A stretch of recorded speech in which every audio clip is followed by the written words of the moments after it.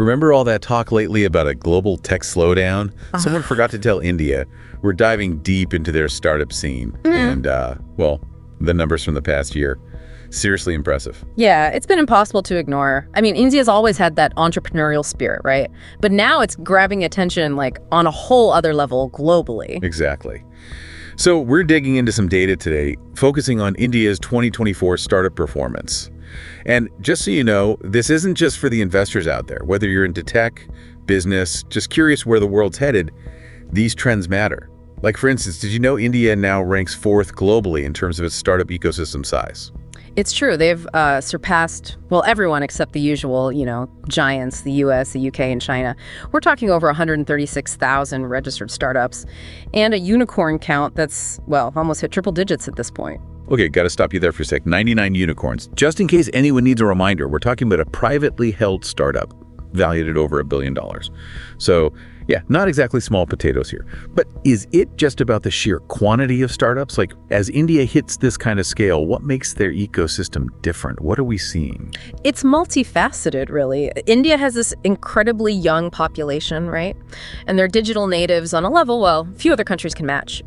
Add to that a rapidly expanding middle class, more people with purchasing power, and a government that's increasingly interested in this whole, fostering tech and entrepreneurship thing. Those ingredients, you put them together, that's a potent recipe for innovation. And that brings us to, like, the comeback kid of 2024. Yeah. Indian unicorns. Yeah. Last year, only one new one popped up, had people worried, This year, 6. That's more than a rebound. Something clicked with investors. What shifted? Is it sector specific?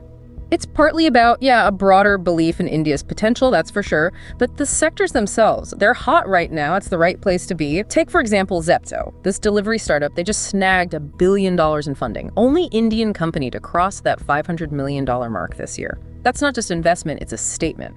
So what makes Zepto the its company then? Are they just riding a wave, or is there something more to it? Zepto's tapped into something very specific to India, I think. This desire for speed, for convenience, especially in those densely populated areas. They've perfected the whole quick commerce model, delivering groceries, essentials, all that in minutes, which granted, it's a model gaining traction globally, but Zepto's proving how well it fits the Indian market, you know what I mean? From billion-dollar valuations, let's jump to entering the big leagues. IPOs. 29 Indian tech companies went public in 2024 so far. That's, almost double last year's number. That's got to be more than just hype, right? Right. What's this IPO frenzy signaling about where India's startups are at? Have they actually arrived? It shows the ecosystem itself is maturing, I'd say. These aren't just promising startups anymore, they're becoming the established players. They've proven their models work, they're attracting serious investor confidence, and now they're ready for the scrutiny and the opportunity of the public market. And it's not like these IPOs are all just in one narrow field either. We're seeing everything from fintech to retail to those enterprise tech solutions all going public. It's like India looked at the whole global tech scene and said, hold my chai, we're doing it all. Yeah. But even with all that diversity, anything stand out, like sectors that are really attracting the lion's share of the investment? You're right, it is diverse, but yet retail and fintech, definitely the favorites. Retail pulled in almost $2 billion in funding, and fintech's right behind it at $1.49 billion. Now, to be fair, that's actually down a bit from 2022's highs, but with this global slowdown everyone keeps talking about, the fact that it's holding strong at all is pretty impressive, no? Exactly, it shows these sectors are, resilient. India's got this massive consumer base, right? And they're increasingly comfortable with digital payments, online shopping, all that. That creates fertile ground for startups to disrupt and innovate. It's fascinating to see really how these sectors are adapting, thriving, all of that. But I feel like whenever we talk about India's startup scene, there's one city that pops up, always at the forefront. Bengaluru. 35% of total tech funding. That can't just be a coincidence, can it? It's not. Bengaluru's success, it speaks volumes about the power of a well-nurtured ecosystem. You've got this incredible concentration of talent there. Experienced tech workers, sure, but also fresh graduates, all hungry to, make their mark. The Silicon Valley of India, almost. Yes. They've created the perfect environment, that perfect storm for innovation to happen. Right, but it's more than just a bunch of smart people in one place. Bengaluru benefits from these strong mentorship networks, Seasoned entrepreneurs, they're giving back, guiding the next generation. There's a real collaborative spirit. Everyone's pushing each other to succeed, to make something big. A real sense of community, shared ambition. I love that. But amidst all this excitement, I've noticed something. There's a definite shift happening, I think, in the funding landscape. It seems like investors are more and more interested in what they call late-stage startups. Now, for anyone who's not swimming in VC waters every day, what does that even mean? Good point. It's easy to forget not everyone speaks that language. Late stage, typically it refers to companies that are, let's say, Series C funding rounds or later. So by this point, they've proven their concept works, they're generating revenue, the focus is on scaling up, expanding to new markets, maybe even prepping for that IPO. So less about taking a gamble on a brand new idea, more about backing a company that, seems like a likely winner already. Yeah, essentially. And it makes sense if you think about the current global economic situation. There's more caution in the air, right? So investors, they're drawn to the companies that seem like a safer bet, closer to profitability. Makes sense. So while there's still tons of space for those early stage startups, the ones with the truly groundbreaking ideas, it seems like investors are playing it a little safer these days, being more strategic. Yeah. What does that mean, though? Like this whole shift towards late stage funding for someone who's maybe thinking about entering the Indian market right now, what should they know? It's crucial, honestly, to understand this. Gone are the days where you could just rock up with a great pitch deck and walk away with funding, Investors, they want to see traction. Show me the numbers. Show me a clear path to profitability, a solid business model that can handle some uncertainty. It's all about proving you're in it for the long haul, you can weather the storm.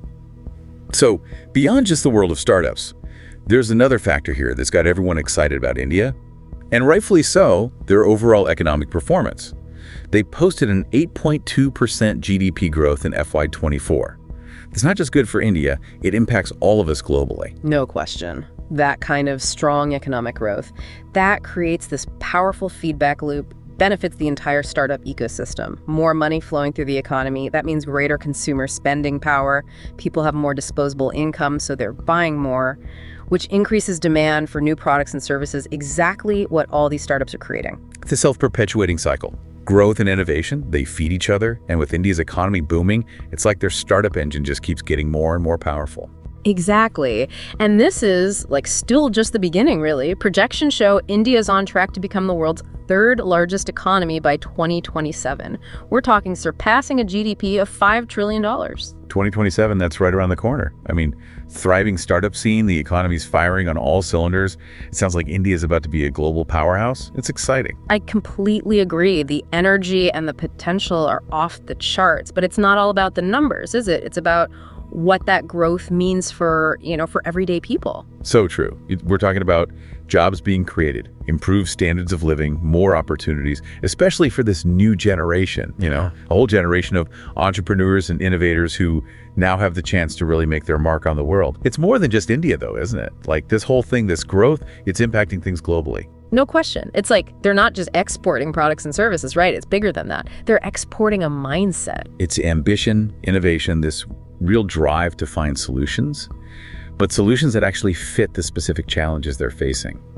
That's got to be inspiring for people to see. For sure. And it's contagious, even. Look at Depto again, their whole quick commerce thing, the success they've had. People are studying that model worldwide now, influencing how other companies think about logistics, customer service. Heck, even urban planning's getting in on it. It's not just an Indian story anymore. It's a global conversation. Everyone's paying attention. And it's more than just tech or business models too, right? Yeah. As India's economy grows, their influence globally, it grows too. Geopolitical shifts, new partnerships, or the whole balance of power, it's all in flux. Absolutely. India's rise, it's a whole bunch of opportunities, yeah, but also challenges to how things have always been done on that global stage. It'll be fascinating to see how the existing players adapt, how everyone engages with this new, powerhouse on the block. It's a lot. And honestly, We've only just scratched the surface here. But if I had to pick one thing to take away from all this, it's that sense of possibility, you know? Couldn't agree more. We talk about the future of innovation, but India's living it right now. They're proving solutions can come from anywhere, that limitations, challenges, they can breed incredible creativity. It's like someone hit reset on how the game's played, and the rest of us, well, we can watch it happen, or we can jump in and be part of it. It's an exciting time. That's what I love about this. It's not just, here's some data, let's analyze it. It's realizing we're all part of this story, this whole global innovation thing, whether we're aware of it or not. So as we wrap up this deep dive on India's startup ecosystem, specifically, I'm left with one question, really makes you think. For our listeners, I mean... Go on, curious. India's rise is undeniable, right? Yeah. The impact is global, we've established that. But the real question is, what's your role in all of this? What a fantastic question to end on. Because it reminds us, the future is not some fixed thing that just, happens to us. We shape it with every choice we make. And understanding these forces at play, the trends, the data, like we talked about today, that's how you make good choices, impactful choices. Exactly. So until next time, everyone, keep diving deep, stay curious, and hey, just remember, the future of innovation is happening right now. It waits for no one.